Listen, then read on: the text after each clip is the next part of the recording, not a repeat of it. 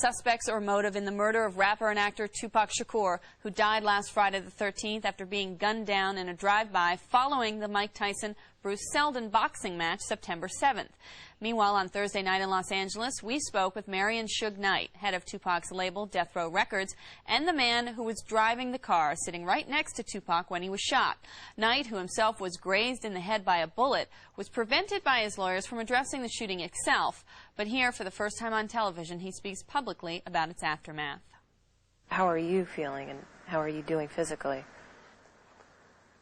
I feel like this. I feel that the last word is always God. But Pac saved my life. The reason why I say Pac saved my life, I got shot in the head, got grazed some other places, but I still got the bullet in my head. It's still there. But for as trying to get him to the hospital, didn't make me realize that I was shot. Because usually when you get shot in the head, the first thing the person do is panic. You know, bam, I'm shot in the head, I'm about to die. You know. And once you do that, you can't drive nowhere. My whole thing was, he was shot. I'm like, you shot? I'm finna get you to the hospital. I'm driving, telling him I'm finna get to the hospital, kick back. Pac looked at me and said, you know what? You need the doctor more than me. You the one shot in your head.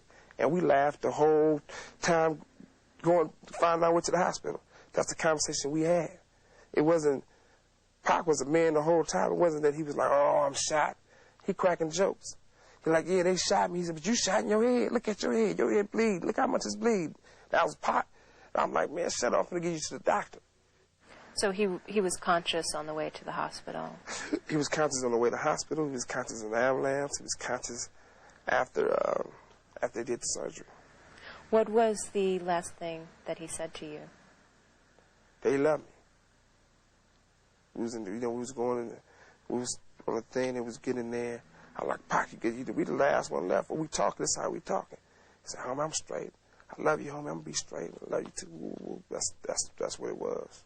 There was a report earlier this week in the New York Post that Tupac was looking to leave Death Row Records. Mm-hmm. Is that true? You should answer that. You don't take a person like Tupac who, if you listen to every song on All Eyes on Me, every song on Machiavelli, every time he do an interview, what's the first thing he say? Death Row. Tupac loved Death Row. Tupac loved me. I loved him. I mean, Tupac took Death Row to the next level. I mean, we worked hard and we laid the foundation down, and Snoop took the baton, he ran with it, and he did a great job with it. When Tupac got the baton, not only did he win the race, he finished so fast that he was able to sit back and drink some Thug Passion and come up with another plan. I mean, if you'd asked Tupac that question, that was he planning on leaving Death Row, he definitely would have cussed you out. A lot of people in the hip-hop community have said that this incident will change hip-hop. This is a really landmark event, tragic event at that, and that the music will probably never be the same. Do you see the direction of Death Row changing? Is there going to be a different type of music put out? Not at all. We're going to do the same thing we've been doing and sell records. Like I said before, my main goal is fulfill Tupac's dreams. And Tupac would definitely never want the music to change or the style. So we're going to keep it the way he would like it.